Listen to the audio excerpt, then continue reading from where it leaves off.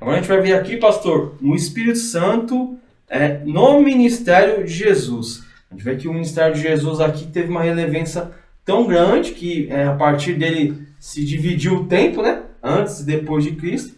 E todas as ações dele foram mencionadas, foram milagres, maravilhas, curas, foram por intermédio do Espírito Santo. E a gente estava falando agora há pouco sobre a questão do Espírito Santo, aquele que conduz, que orienta, que tem a personalidade, né? Que já inicia o ministério de Jesus com a seguinte frase, que o Espírito Santo conduziu Jesus. É difícil, agora é como se ele dissesse, chegou a hora, vamos começar. Vamos embora. Legal. O Espírito Santo foi responsável pelo nascimento de Jesus. Está lá em Mateus 1,18, diz assim, ó, foi assim o nascimento de Jesus Cristo. Maria, sua mãe, estava prometida em casamento a José, mas antes que se unisse, achou-se grávida pelo Espírito Santo. Deixar claro aqui que o versículo fala da presença do nascimento da parte humana de Jesus aqui na Terra, né? O Espírito Santo também foi relevante também na infância de Jesus, né? Durante a infância de Jesus. Tá aqui, ó, Lucas 2:40. E o menino crescia e se fortalecia em espírito, cheio de sabedoria, e graça de Deus estava sobre ele. Eu vendo aqui fala sobre a sabedoria, né? Não é só uma sabedoria humana, né? Comum, né? Era algo que... Tanto é que Jesus, com 12 anos, estava lá falando coisas na sinagoga, né? No templo ali, e o pessoal estava boquiaberto, né? Como pode? Um menino desse aí ensinando a gente. Verdade. O Espírito Santo também esteve presente no batismo de Jesus. Lucas 3:22 diz assim, ó, o Espírito Santo desceu sobre ele em forma corpórea, como pomba, e ouviu-se uma voz do céu que dizia, tu és meu filho amado e em ti me comprazo. O Espírito Santo estava também na tentação de Jesus. Lucas 4:1, e Jesus, cheio do Espírito Santo, voltou do Jordão e foi levado pelo Espírito ao deserto. Já está começando. Então, às vezes, a condução do Espírito para levar ao deserto, a gente está trazendo para a nossa aplicação, é algo de fortalecimento, né, pastor? De melhoria, né? Porque você vê que ele enfrentou algumas situações, né? Jesus enfrentou algumas situações humanas, né? Porque ele ficou ali sem comer e tudo aquilo que gera, né? Por tudo isso aí, no momento que Satanás ele aparece ali. Isso aí também nos mostra, em determinados momentos, Deus até permite que nós vamos enfrentar algumas coisas para nos forjar. Nos fortalecer. Então, eu entendo isso que até algumas adversidades, vamos colocar dessa forma, elas são benéficas, né? Porque tem a ver que Deus ele quer nos forjar, né? Legal, para você ficar forte, né?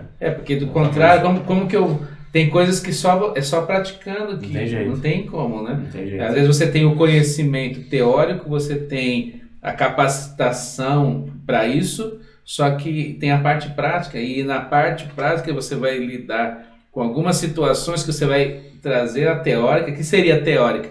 Eu tenho a minha fé, eu creio, através da Bíblia eu interajo com tudo isso, mas é na prática que eu vou colocar tudo isso em atividade, em ação, para produzir algo em mim. Legal. Então, dessa ideia de que eu já vi até corrente teológica dizendo que o diabo que cercou Jesus, que fez uma armadilha para Jesus, não. O próprio Espírito levou Jesus. Vamos passar aqui. Então, tem que dar uma passada ali no deserto, Jesus, só para você poder continuar, entendeu?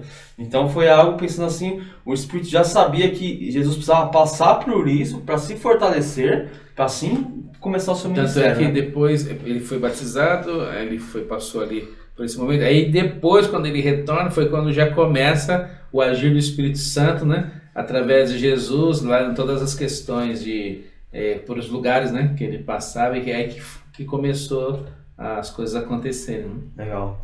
O Espírito Santo também esteve presente no início do seu ministério, né? Tem aqui o Lucas 4:18, e o Espírito Santo é sobre mim, pois me ungiu para evangelizar os pobres, enviou-me a curar os quebrantados de coração, que é o que você mencionou agora, né, pastor? O Espírito Santo também revestiu Jesus de poder para o ministério.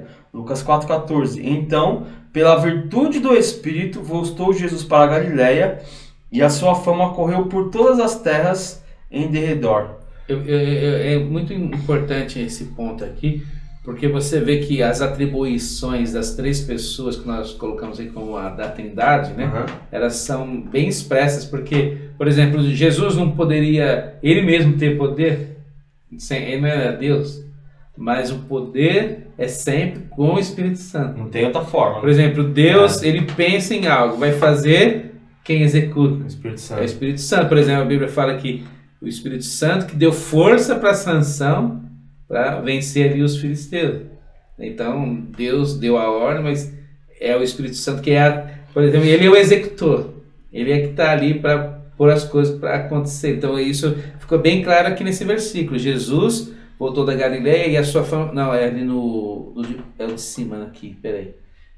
Aqui, é esse mesmo. Então, pela virtude do Espírito Santo, pelo poder do Espírito Santo, ele voltou ele foi habilitado ali para poder fazer. A Bíblia podia falar, Jesus foi para a Galileia. Não, ele deixou claro. E também, e aqui está também dizendo que Jesus ele também veio cumprir as mesmas condições para nós também. Você pode ver que Jesus ele fez, aqui está mostrando que Jesus ele recebeu essa atribuição. Depois a gente vê em Atos 1:8 que os discípulos receberam essa habilitação para poder fazer a mesma coisa que Jesus fez dele, né? Para continuar.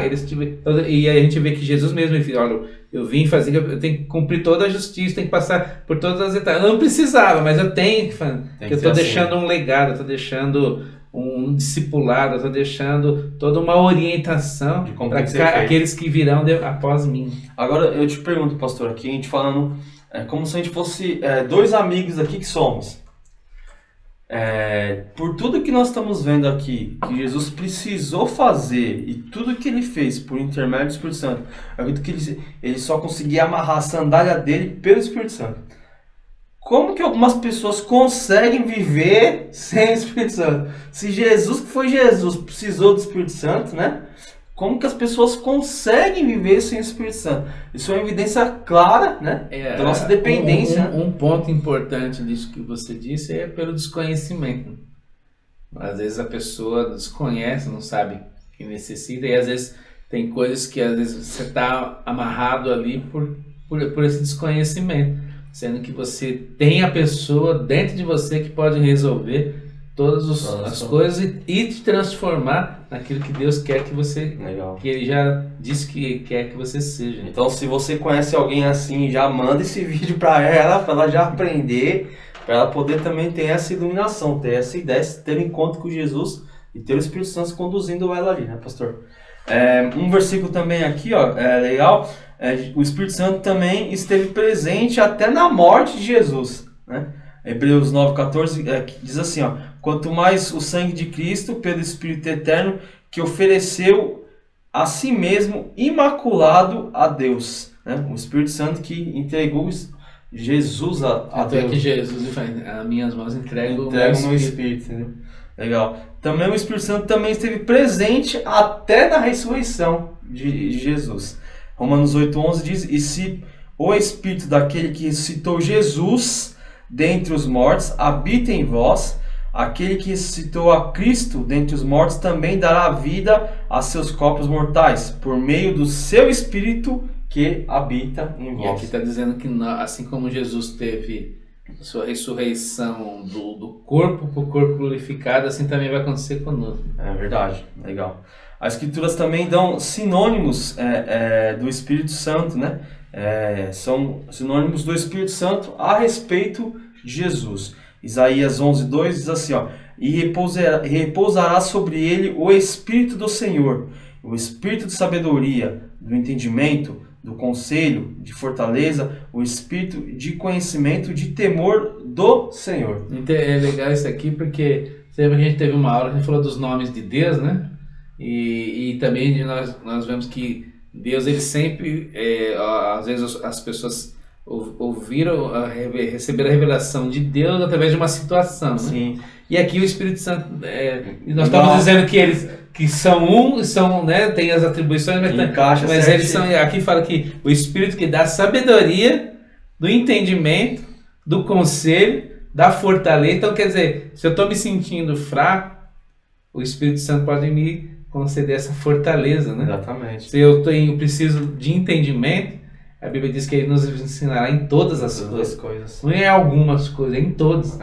Então o Espírito Santo é aquele que realmente completo. É para estar presente em tudo. O que você for tem que ter. Se você for fazer, você pode. E aí é onde ele pode usar a sabedoria e esse entendimento também para que a glória de Deus se manifeste e o nome do Senhor seja exaltado. Até uma pessoa no serviço, ele pode ser abençoado por Deus. Para ele ter uma desenvoltura ali, quando alguém for dar a glória para ele, não, isso aqui não fosse Deus na minha vida, ele está ali engrandecendo o nome do Senhor. Verdade. Normalmente a gente vê o que? O crente é bitolado, crente é não sei o que. Careta, né? E você vê que Deus ele quer que nós venhamos mostrar para o mundo que há uma diferença naqueles que são de Deus. Então nós podemos representar a Deus em todos os lugares. Todos os lugares. Exatamente. Tem aqui também uma outra referência, Isaías 42:1.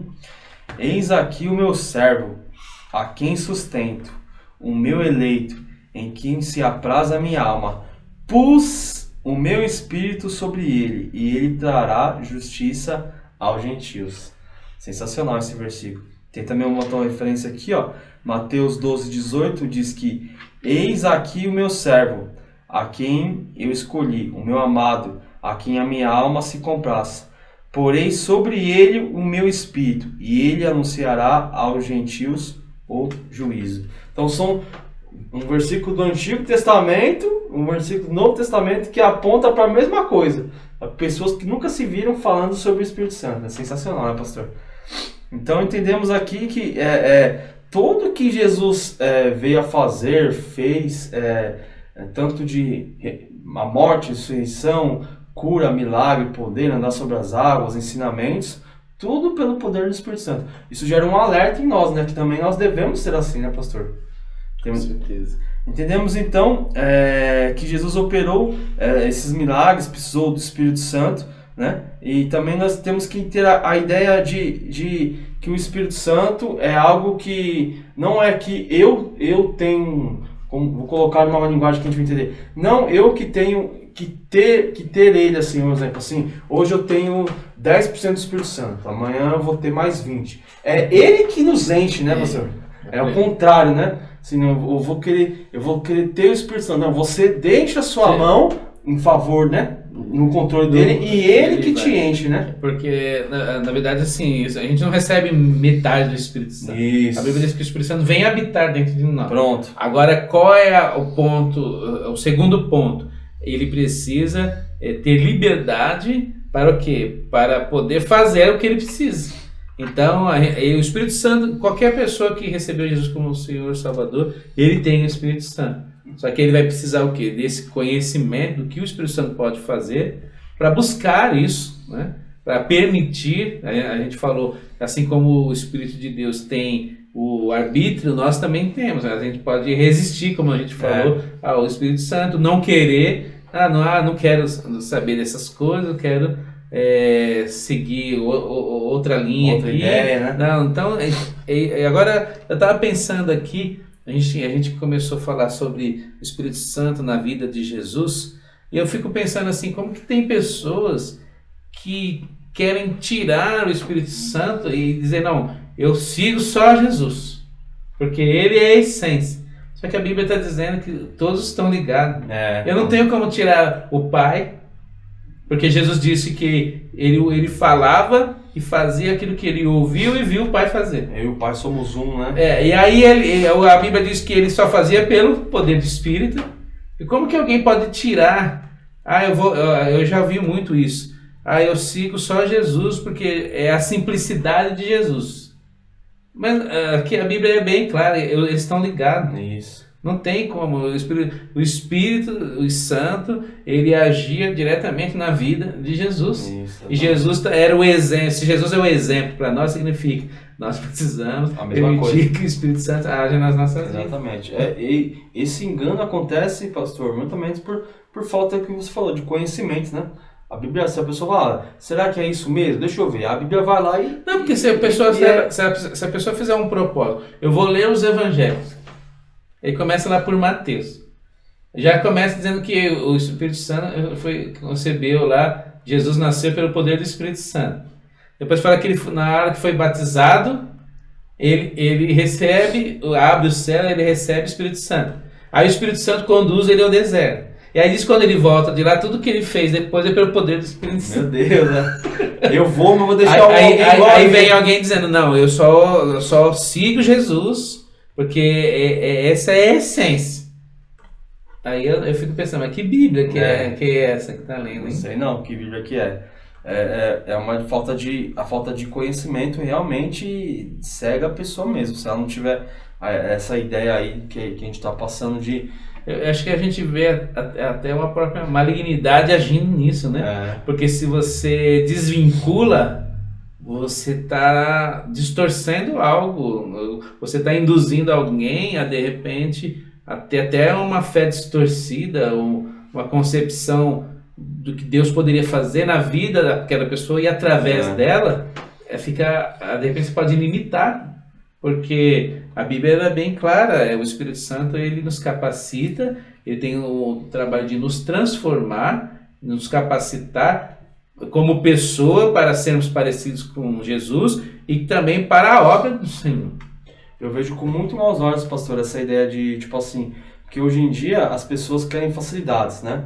Por exemplo, eu quero saber de um tema, eu vou ver o que uma outra pessoa estudou e vou ver aquele tema à luz do que ela entendeu. Ele já quer mastigar. Já quer mastigar, entendeu? Eu vou estudar sobre um tema, eu vou lá, vou ver alguém que já fez e vou pegar uma conclusão. Até que não é tão ruim fazer isso, desde que você não deixe de consultar a Bíblia. Então, esse que é o problema, porque aí você... Tá bom, porque às vezes a gente se identifica com pessoas, né? Sim. Então às vezes você se identifica com o jeito de uma pessoa explicar, de falar, até o carisma que a pessoa tem, se identifica. Né? Sim. Tudo bem, aí não tem problema você ouvir. O apóstolo Paulo disse que eu posso observar tudo, mas nem tudo eu vou filtrar. Mas aí qual que é o filtro? Qual que é o filtro? Eu vou abrir a Bíblia. Exatamente.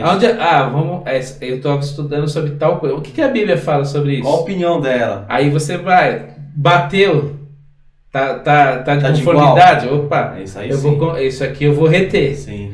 Não, tá divergente. Por que esse cara tá divergindo da Bíblia? Então é bom, já que ele está falando isso, tá a Bíblia divergindo, eu já vou até essa parte, já não vou dar ouvidos para ele. Sim. Eu sigo alguns pastores que eles relatam assim que eles recebem perguntas, que é umas perguntas absurdas assim, no campo de achar que é brincadeira, coisa que a Bíblia tem claro entre as garrafais falando sobre aquele assunto, né, pastor? E tipo assim, as pessoas têm dúvidas e perguntas, perguntas interessantes, perguntas não tão racionais, e a Bíblia tá clara explicando sobre aquele assunto. Eu entendo que, tipo assim, isso aqui que nós estamos falando é fonte de conhecimento para qualquer área da vida. Mas a gente entra naquele ponto, que quem é que convence é o Espírito Santo. A partir do momento que a pessoa deixa de ler a própria palavra, que é o próprio Deus, ele fica sem esse parâmetro de poder discernir. Exatamente. Então ele fica limitado, ele fica vulnerável. Então a pessoa que não tem o costume de estudar a Bíblia, ele fica limitado até o engano do diabo. Exatamente. E hoje em dia, pessoas falando do falso evangelho tem de monte, né? Falando do que é errado tem de monte. E é uma coisa que a pessoa precisa aprender. Você teve dúvida de algum ponto, ficou lá dentro de você, corre para a Bíblia. Não deixa pular, porque às vezes esfria, né? Vem aquela dúvida, aí você fica ali, passou, aí você vai. O certo é sempre, ou deixa anotado no caderno, no papel, eu preciso saber sobre esse assunto. E aí com o tempo você vai lá, procura ver uma Bíblia que isso é bom para o desenvolvimento, né, da pessoa com Deus. Né? E tem várias facilidades. Um exemplo, você está estudando um tema que você não entendeu. Você correu para a Bíblia, você também não entendeu, vá até seu pastor, né? Vá até seu líder, vá até a sua pessoa de confiança.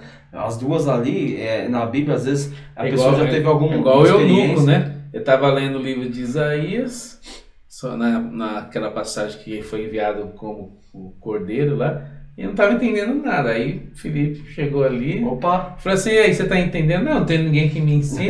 Então, aí você nota que ele tinha ido no templo, tinha participado do culto, estava lendo a Bíblia, só que ele precisava de alguém para orientar. Precisava da luz. Então, às vezes a gente vê, hoje em dia está em moda, né? Eu estou seguindo a Deus, estou participando do culto, estou lendo a Bíblia. Mas você vê que todas as pessoas precisaram de que alguém tivesse na vida deles andando junto. Ninguém andou sozinho. Já viu alguém que andou sozinho? Não tem como.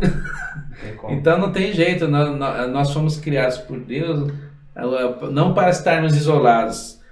A única vez que você vê Jesus e se isolando é para estar com o Pai. Ele estava orando. Tá falando com alguém, né? Quando ele ensinou, você quer ficar isolado, abre a porta, vai com o Pai. Se isola. Porque se você se isolar sem estar com o Pai, aí você vai encontrar o que brama como leão. O tinhoso. Tem um versículo aqui, pastor, que aí é muito importante também, ó. Efésios 5,18 diz assim, ó: não se embriagueis com o vinho que leva à libertinagem, mas deixeis-se se encher pelo Espírito Santo, né?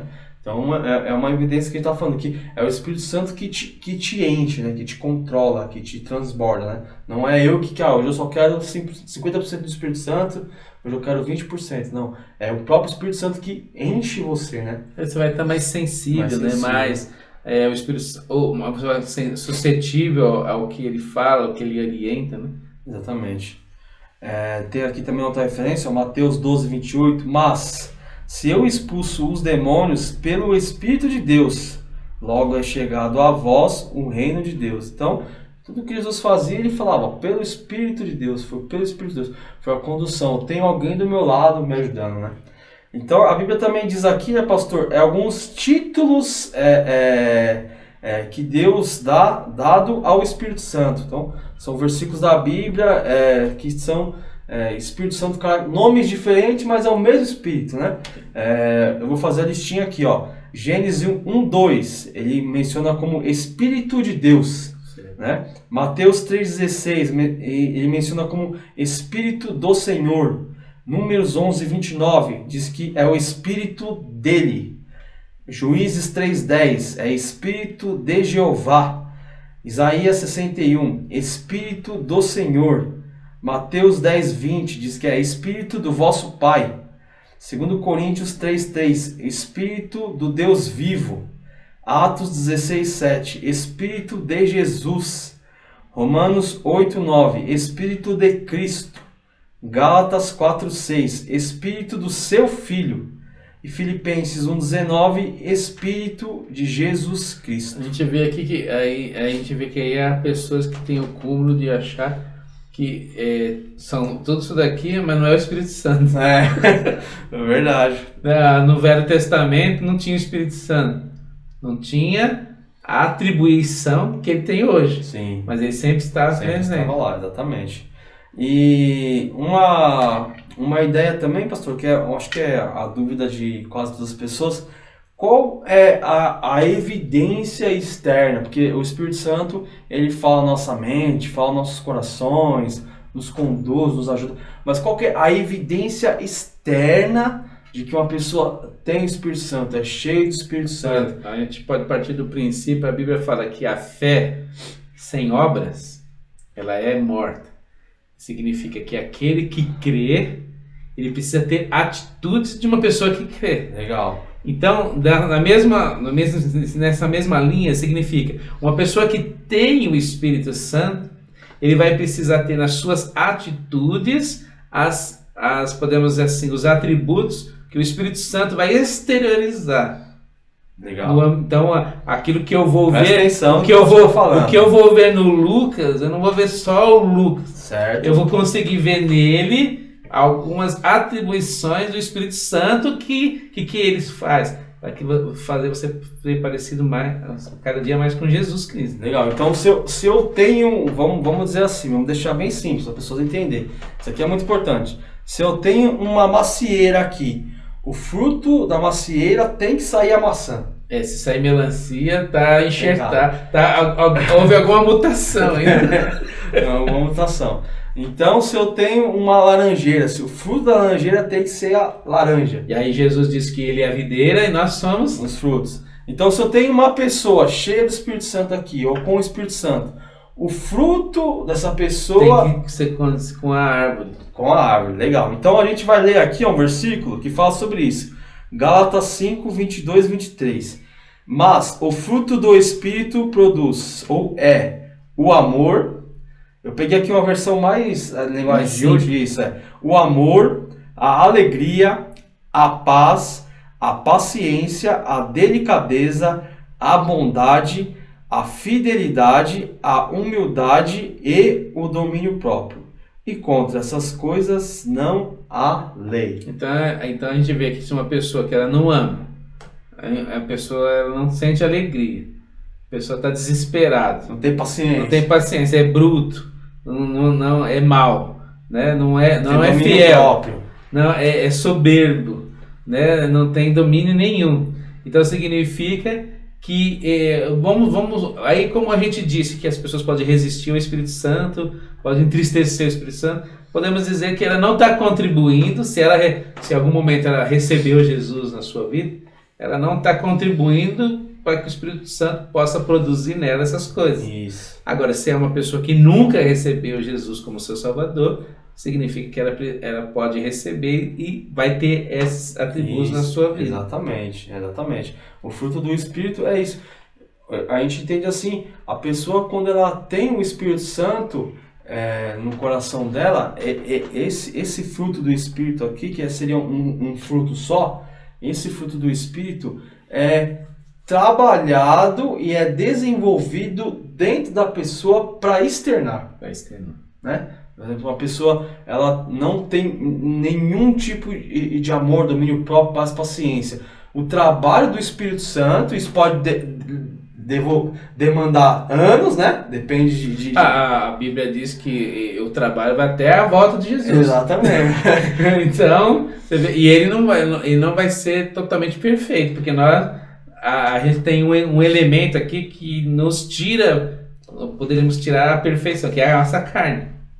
A carne todo dia está produzindo algo. Sim. Então a gente tem que trabalhar para que o Espírito produza mais que a carne. Então, isso não quer dizer que, por exemplo, eu aceitei Jesus, o Espírito Santo veio morar em mim, e automaticamente isso vai estar na minha vida 100%. Não.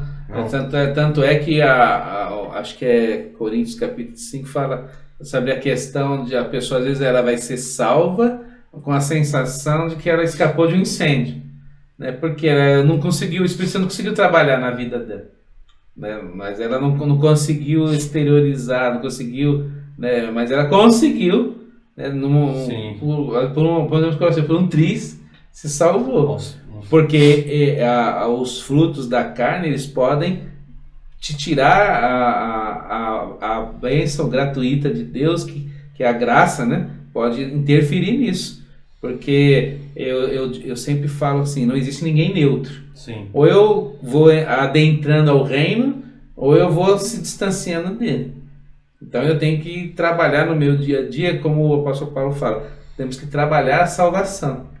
Não quer dizer que hoje eu recebi e estou salvo hoje. Amanhã eu posso começar a me distanciar desse ponto. Sim. E se eu não ser vigilante, eu posso dar as costas. Achar que está indo no caminho certo, mas eu já virei o caminho e já estou voltando. Né?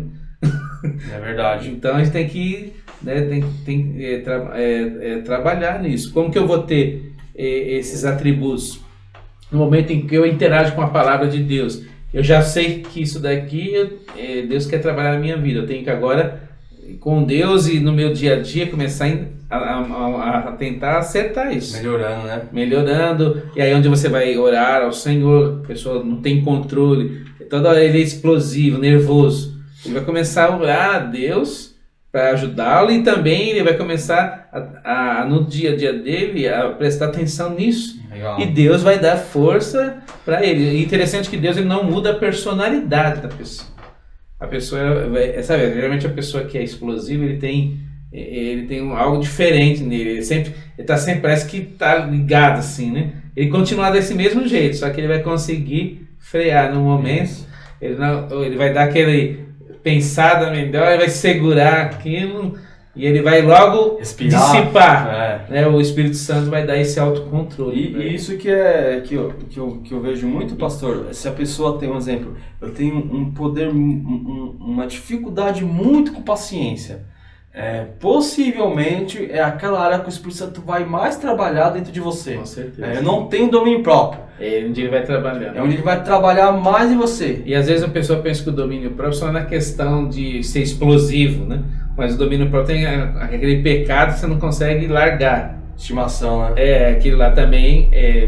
Do que é o domínio? Eu sei que é errado, a minha carne até quer, mas eu não vou fazer. Não vou fazer. É o domínio. Exatamente. Isso aí é um dos mais difíceis, né? Então, esse fruto do Espírito que a gente mencionou aqui é a evidência do externamente do uma Seria pessoa... o produto final do Espírito Santo. Final da carta de Efésios, que se enche do Espírito Santo, eu enchi, então eu vou começar o resultado disso. O que vai ver nessa pessoa? Eu vou ver amor, paciência, entendeu? E isso vai externar a ponto de pessoas olhar para você e falar assim, meu Deus, Nicodemos, você nasceu de novo, né? É uma nova pessoa. O que aconteceu? O que aconteceu? Uma nova pessoa, você não mudou o cabelo, não mudou roupa, nada, mas você é uma nova pessoa, né? É o Espírito Santo que encheu aquela pessoa que mudou, produziu isso dentro dela. Isso para mim, pessoal, é o mais importante. Né? O apóstolo Paulo, né? Quando ele estava ali diante do imperador ali, ele falou assim, eu perseguia, matava, né? Mas eu vi que eu estava errado, né? Olha aqui, exatamente, o convencimento. Se o apóstolo Paulo conseguiu, o convencimento do pecado. Pelos relatos lá, é cruel. Né? Exatamente. E pra gente fechar, pastor, eu descobri uma coisa aqui. Vamos fechar como se fosse no culto. Eu vou dar a bênção apostólica aqui, ó. Eu vou ler 2 Coríntios 13, 14, diz assim, ó. A graça do Senhor Jesus Cristo e o amor de Deus e a comunhão do Espírito seja com todos vós. Amém. A gente vai, como está falando do Espírito Santo, eu vou frisar na parte de a comunhão do Espírito. Eu que sou muito curioso, eu fui pesquisar esse versículo aqui na versão latim, grega e hebraica. Eu fui ver que a parte da comunhão, ela tem uma palavra que chama koinonia. Koinonia. Olha que sensacional.